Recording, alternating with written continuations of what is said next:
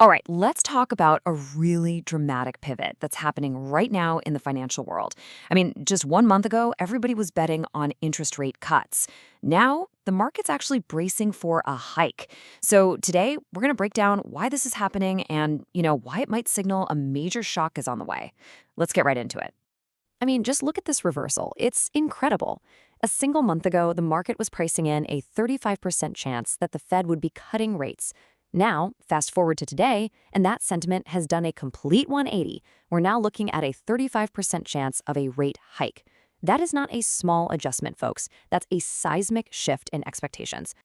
And that, of course, leads to the big question, right? How does something like this even happen? What kind of forces are out there that are powerful enough to cause such a violent U-turn in market sentiment in just 30 days? Well, we're going to break down the clues. So yeah, we're calling this the Great Rate Reversal. And this isn't just about numbers flickering on a screen. This is about the entire market suddenly, and I mean suddenly, hitting the reverse button, all because of some new data and some old fears coming back to haunt us. So here's the crucial point. A 35% chance of a rate hike might not sound like a done deal, but you have to consider where we were just a month ago. It's a massive deal. The market is now seriously thinking about the idea that the Fed, which everyone thought was done with hikes, might have to step back into the ring. And here's the key reason for that fear. The 2-year Treasury yield, which is super sensitive to what the Fed might do next, is back above 3.9%. Just that one number wiped out a 7-month decline in yields. It's a huge signal that the bond market is getting really nervous about inflation again. And a big part of that is the recent surge we've seen in oil prices. This brings us to our first major clue. And honestly, it's a bit unsettling. For a lot of people watching the markets, this is starting to feel a whole lot like 2022 all over again. And the first signs of trouble? They're coming straight from the bond market. Seth Golden over at Finom Group points out this really critical pattern.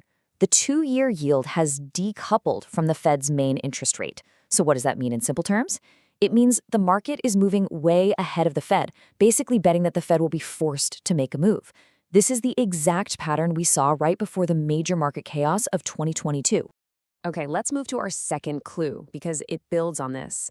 It's not just bond yields acting strange. There's another, more direct measure of fear that's starting to flash bright red, and that's the market's key volatility gauge for bonds. That gauge is called the MOVE Index. Now, if you've heard of the VIX, the fear index for the stock market, just think of the MOVE Index as its cousin for the bond market. It basically measures how much uncertainty there is about where interest rates are going. And when it spikes up, it means the market has pretty much no idea what's coming next. And as Christian Fromhertz from Tribeca Trade Group notes, this isn't some obscure indicator nobody cares about.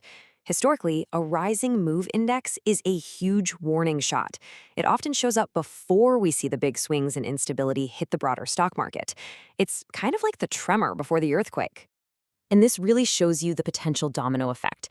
It starts in the bond market, right? The MOVE index spikes. Then that uncertainty can spill over and infect the stock market, which causes the VIX to spike. And historically, the last domino to fall is a decline in equity markets. It's a sequence that investors are watching very, very closely right now.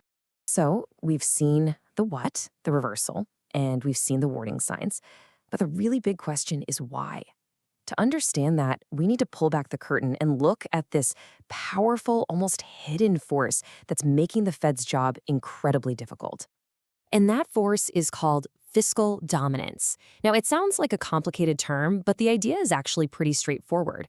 It's a situation where government spending and tax policies have such a huge impact on our wallets that they can actually overpower what the Fed is trying to do with interest rate hikes. And here we come back to Seth Golden, who explains it perfectly.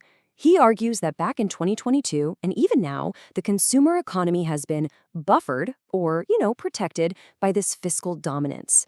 Think about government transfers, different tax laws, all these things that put more money in people's pockets, letting them keep spending even when the Fed is trying to get them to cool it. So all of this, it leads to a massive dilemma for the Federal Reserve. They're facing a consumer who just won't quit, rising inflation risks, and a super nervous market that definitely remembers what happened last time this all went down. So what on earth can they do next? Well, their traditional tool, their go-to move is always interest rates. But some people, like Fed Chair nominee Kevin Warsh, are suggesting the Fed might need to look for other tools in its toolbox. Because if government policy is overriding the Fed's policy, then just hiking rates might not be enough to fight off these returning inflation risks. And that leaves us with a final, absolutely crucial question. In an era of fiscal dominance, where government spending is playing such a massive role, can the Federal Reserve still steer the ship with its old maps? Or are its usual tools just not enough to control the economy anymore?